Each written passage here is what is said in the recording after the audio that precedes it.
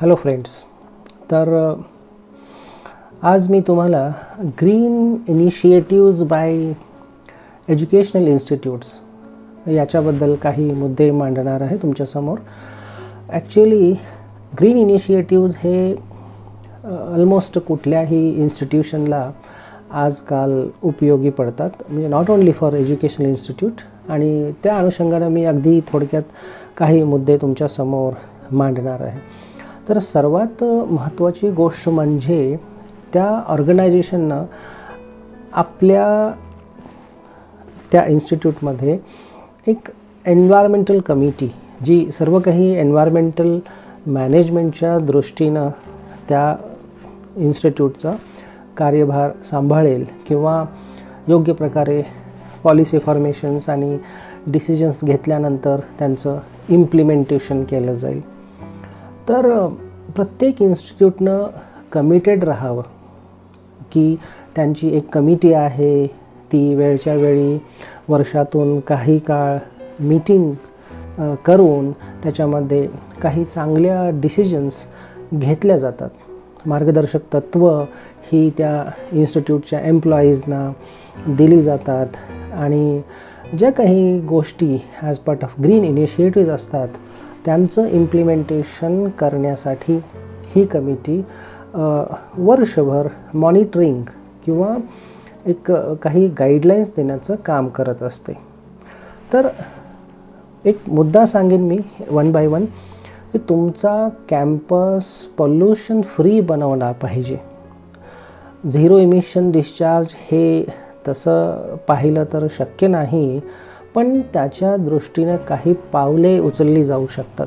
अशा काही स्ट्रॅटेजीज तुम्ही बनवू शकता की सर्व एम्प्लॉईजना, इवन जी काही मॅनेजमेंट आहे, या सर्वांचं एक प्रॉपर कम्युनिकेशन राहून ते सर्वजण कमिटेड राहू शकतात. मुख्यत्वे करून यामध्ये मास ट्रान्सपोर्ट फॉलो करणं. ॲक्च्युली हे जेव्हा प्रत्येकाच्या वेळा आणि प्रत्येकाच्या प्रायोरिटीज आणि येण्याजाण्याचं अंतर आणि हे असे कंजेस्टेड आणि हेवी ट्रॅफिकेटेड एरिया आपल्या इथं आहेत, तर मास ट्रान्सपोर्ट तसं पाहिलं तर शक्य नाही आहे. पण त्या दृष्टीनं गव्हर्मेंटकडून आणि सर्व समाजातील घटकांकडून एकत्रित प्रयत्न झाले पाहिजेत. मास ट्रान्सपोर्टची काही डेव्हलप्ड कंट्रीजमध्ये उत्तम उदाहरणं आहेत आणि मास ट्रान्सपोर्ट जर शक्य झाला, आपण ॲटलिस्ट 50% ट्रॅफिक जे आपल्या रोडवर आहे, पर्सनल व्हेकल घेऊन, कार असतील, टू व्हीलर्स असतील, जे लोक येतात, त्याच्यामध्ये आपण जर रिडक्शन करू शकलो तर डेफिनेटली पॉल्युशन कमी करण्यास मदत होईल. तर प्रत्येक इन्स्टिट्यूटनं हे पाहिलं पाहिजे की मास ट्रान्सपोर्ट किंवा आपले एम्प्लॉईज कार पुलिंग किंवा जे काही त्या ऑर्गनायझेशनद्वारे प्रोव्हाइड केल्या जाणाऱ्या बसेस आहेत त्याचा वापर ते कशा पद्धतीनं करतील.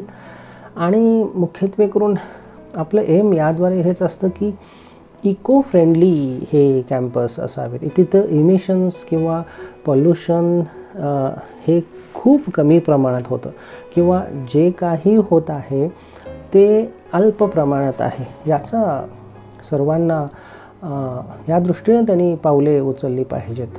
तर आणखी मी सांगेन की ऑर्गॅनिक फर्टिलायझर असतील, कंपोस्ट असतील किंवा काही इको फ्रेंडली पेस्टिसाइड्स हे त्या कॅम्पसमध्ये, त्या ऑर्गनायझेशनमध्ये, इन्स्टिट्यूटमध्ये वापरली गेली पाहिजेत. हे खूप महत्त्वाचं आहे.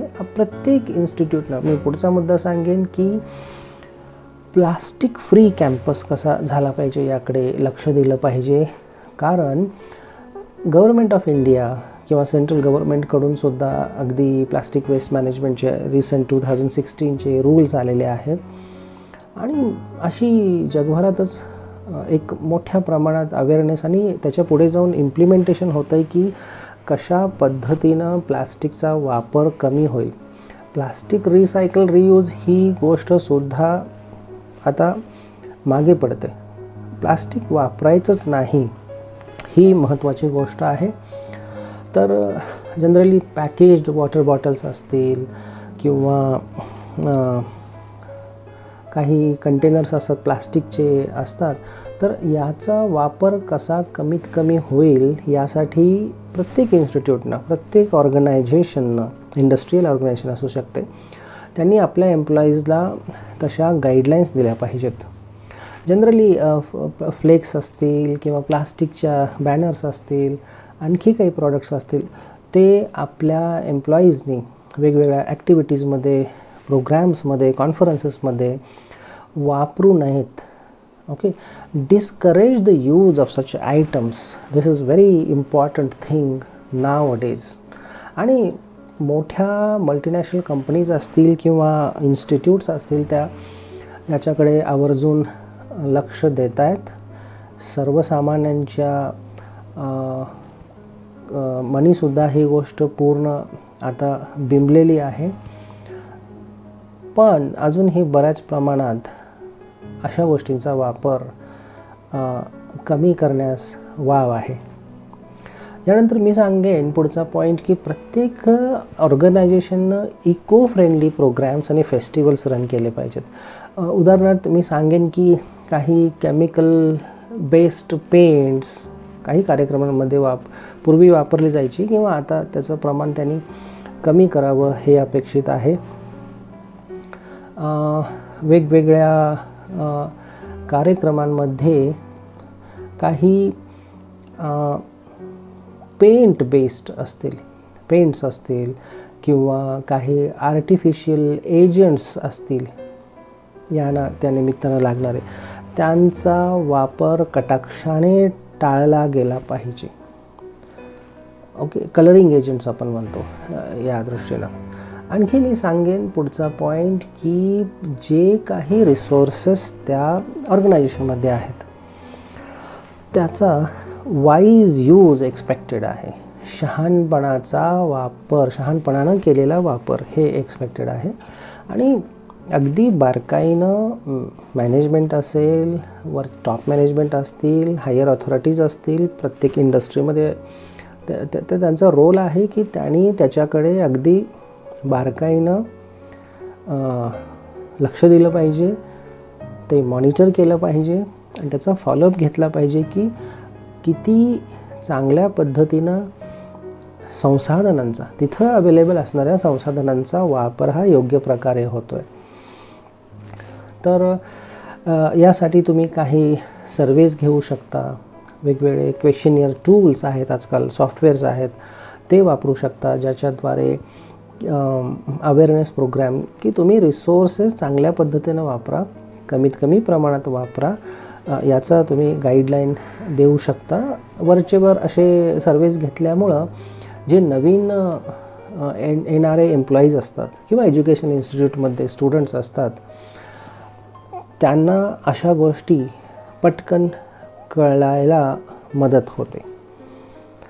तर उदाहरणार्थ वॉटर आहे, पाणी आहे, तिथले काही रिसोर्सेसमध्ये जमिनीचा वापर असेल, तिथं आढळून येणाऱ्या काही प्लांट स्पेसीस असेल, त्यांचा वापर कमी प्रमाणात होतो, पण होत असेल तर. याशिवाय इलेक्ट्रिसिटी हा मोठा विषय आहे, overuse of electricity.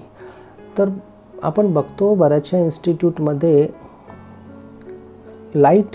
Sunlight penetration हे कमी आहे. त्या परफेक्ट किंवा at least nearer towards green building नाहीत.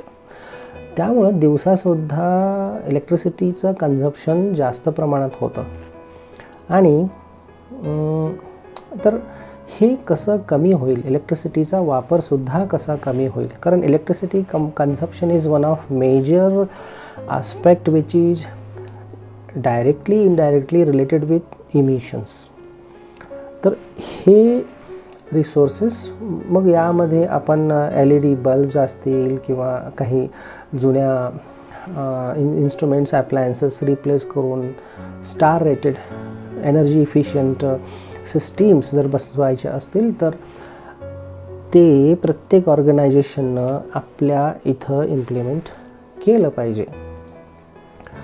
सर्वात महत्त्वाची म्हणजे पुढचा मुद्दा आहे, प्रत्येक ऑर्गनायझेशननं आपल्या इन्स्टिट्यूटमध्ये ग्रीनरी कशी मेंटेन राहील, तिथं कशा पद्धतीनं बायोडायव्हर्सिटी छोट्या प्रमाणात का असेना ती मेंटेन राहील आणि वाढीस लागेल, यासाठी प्रयत्न केलेले पाहिजेत. तर मुख्यत्वे करून आज गव्हर्मेंट आणि अनेक संस्था, NGOज असतील, सामाजिक बाकीच्या ऑर्गनायझेशन्स असतील, ते सगळे नेटिव्ह स्पेसीजलाच प्रमोट करत आहेत, आपल्या मूळच्या स्पेसीज, आपल्या भागात आढळणारे स्पेसीज. मग असे वनस्पतींची लागवड प्रत्येक कॅम्पसमध्ये मी तर म्हणेन मोठ्या प्रमाणात झाली पाहिजेत.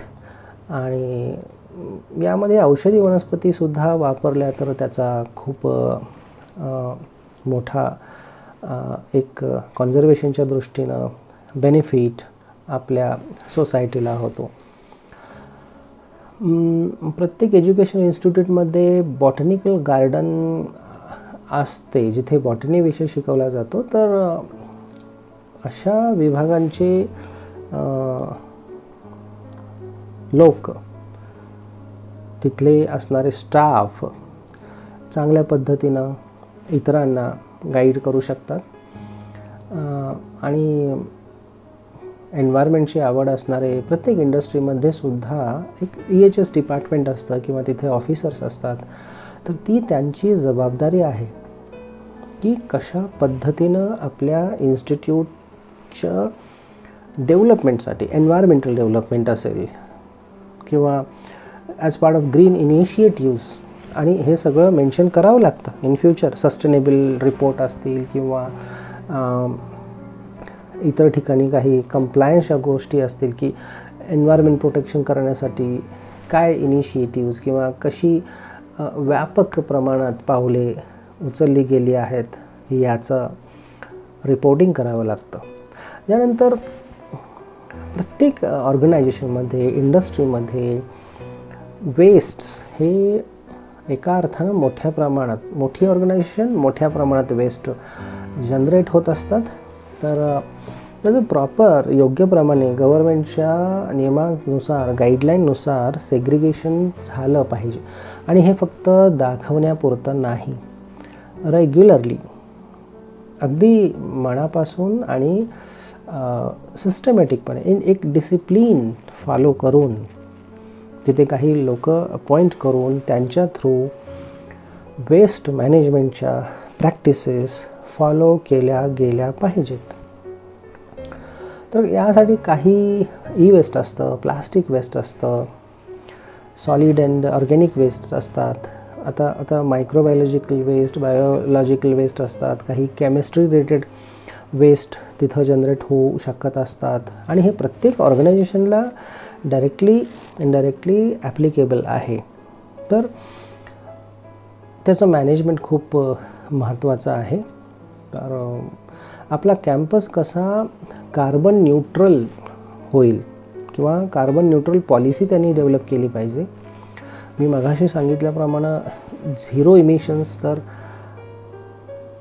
पूर्णपणे शक्य नाही, पण त्या दृष्टीनं वाटचाल आपण करू शकतो.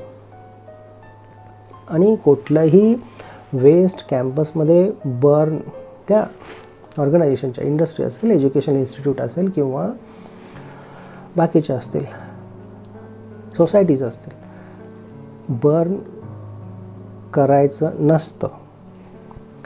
याशिवाय ऑर्गॅनिक वेस्ट असेल तर त्याचं बायोगॅस पण तो जनरेट करता येऊ शकतो, त्याचा वापर होऊ शकतो, पण ते कंटिन्युअसली मेंटेन राहिलं पाहिजे. Maintenance is big issue with such type of things.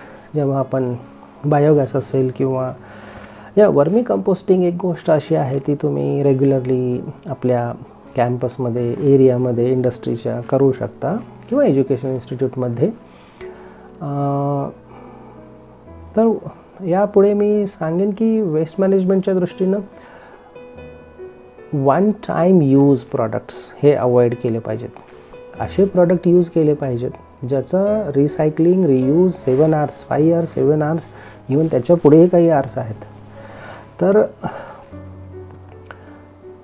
ह्या सर्व गोष्टींचा बारकाईने विचार केला पाहिजे. बायोडिग्रेडेबल गोष्टीच कशा किंवा त्याचे प्रॉडक्ट तुम्ही यूज करू शकता. आणि इवन जे काही ऑर्गॅनिक कंटेंट्स, लीफ फॉल असेल, लीफ लिटर असेल, इतर काही असतील, मोठा जर कॅम्पस असेल तर त्या सर्वाचं योग्य मॅनेजमेंट, फर्टिलायझर असेल, कंपोस्टिंग करून असेल तर तेच कॅम्पसमध्ये गार्डनिंग किंवा इतर गोष्टींसाठी योग्य प्रकारे वापरलं जाऊ शकतं. आणखी सर्वात महत्त्वाची गोष्ट म्हणजे प्रत्येक इन्स्टिट्यूटनं आणि ऑर्गनायझेशननं आपलं ग्रीन ऑडिट दरवर्षी केलं पाहिजे. आता काही इंडस्ट्रीजसाठी this is compulsory as per rules, environment protection ॲक्टच्या अंडर जे काही रूल्स आहेत, स्पेशली फॉर्म नंबर 5 त्यासाठी ॲप्लिकेबल आहे, एन्व्हायरमेंटल स्टेटमेंट. पण एज्युकेशनल इन्स्टिट्यूट असतील तर actually green audit and environmental audit यामध्ये थोडा फरक आहे. तर इकॉलॉजिकल ऑडिट असेल, related to ecology, the flora, fauna and its relation त्याच्या रिलेटेड असेल, डायव्हर्सिटी रिलेटेड. एन्व्हायरमेंटल ऑडिटमध्ये वॉटर, ओव्हरऑल वेस्ट मॅनेजमेंट आणि प्रोटेक्शन मेजर्स या गोष्टी येतात. तर ह्या सर्व जे ऑडिट रिलेटेड थिंग्स आहेत इन्स्टिट्यूटनी केल्या पाहिजेत. यासाठी त्यांना जर मदत लागली तर काही बाहेरच्या एक्सपर्टची सुद्धा ते मदत घेऊ शकतात. मी तर म्हणेन की सर्व कॅम्पसमधल्या बायोडायव्हर्सिटी असेल, सॉईल असेसमेंटच्या गोष्टी असतील, एअर क्वालिटी असेल किंवा तिथले असणारे फ्लोरल अँड फाउनल या स्पेसीज असतील, त्या सर्वांचं योग्य प्रकारे मेंटेनन्स, त्याचं रेकॉर्ड, डॉक्युमेंटेशन, त्याच्या काही फिल्म्स बनवू शकता आणि त्या तुम्ही आपल्या वेबसाईटवर ठेवू शकता.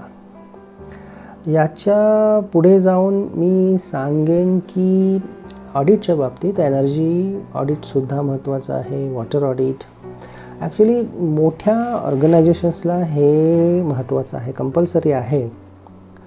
आणि as per rules, specially industry सोडूनसुद्धा इन्स्टिट्यूटला, अदर इन्स्टिट्यूट्सला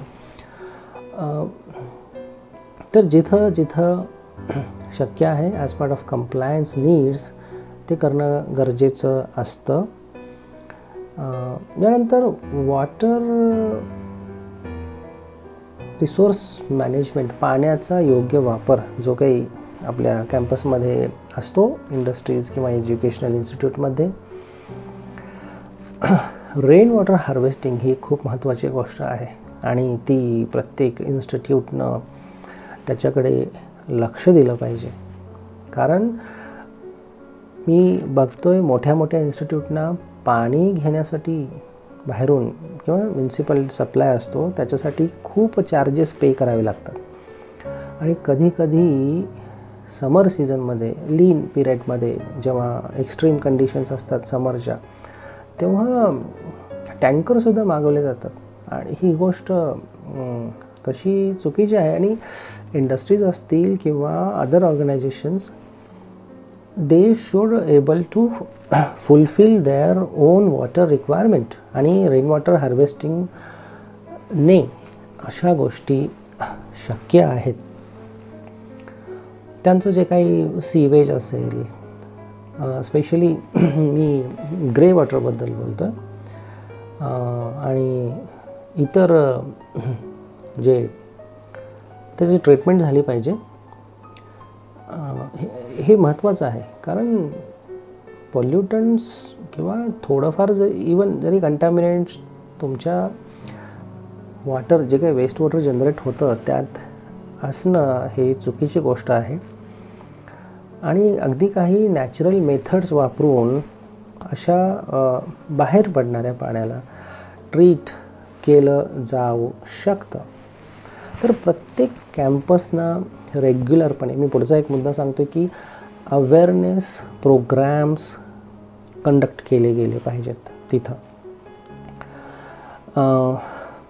काही डिस्प्ले बोर्ड्स असतील, त्या ग्रीन इनिशिएटिव्सबद्दल किंवा how that campus environmental policy ही प्रत्येक ऑर्गनायझेशनची असू शकते.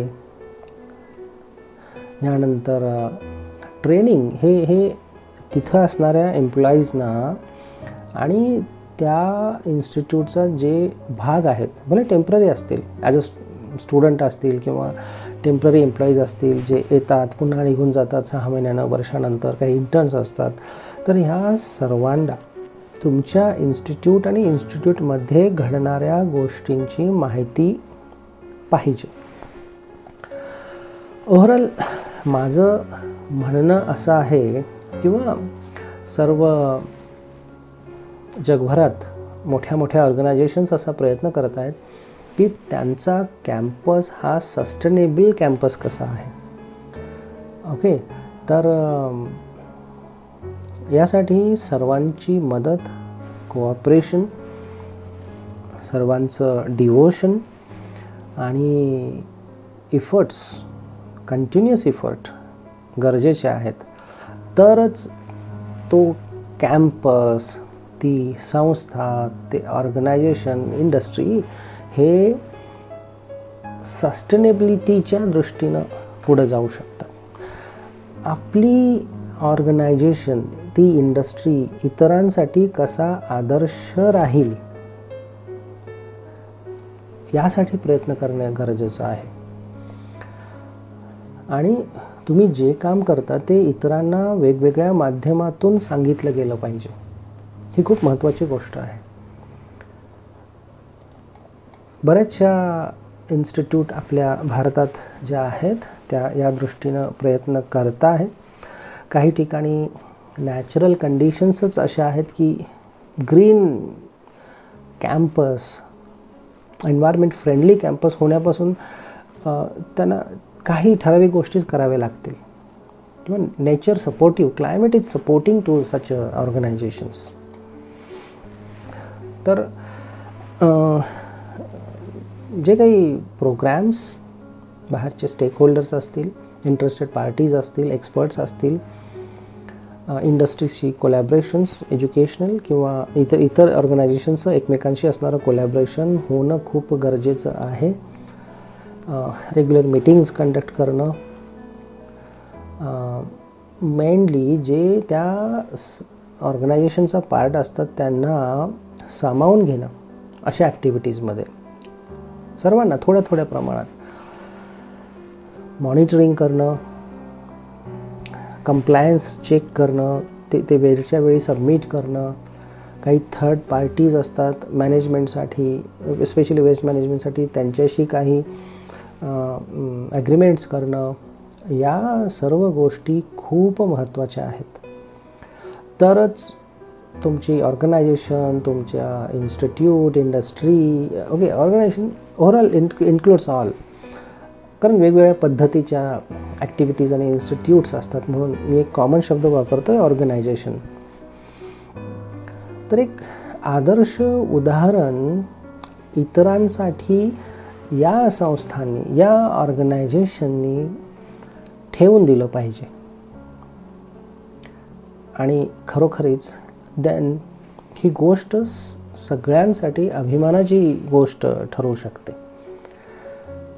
तर सस्टेनेबिलिटीला पर्याय नाही, आणि या शब्दाभोवतीच आपल्या समाजाचा विकास हा होत आहे. तर आज मी इथंच थांबेन. पुढच्या वेळेला असाच काही वेगळा टॉपिक घेऊन मी एन्व्हायरमेंट रिलेटेड किंवा इतर related to interest of conservation मी आपल्या समोर येईन. थँक्यू.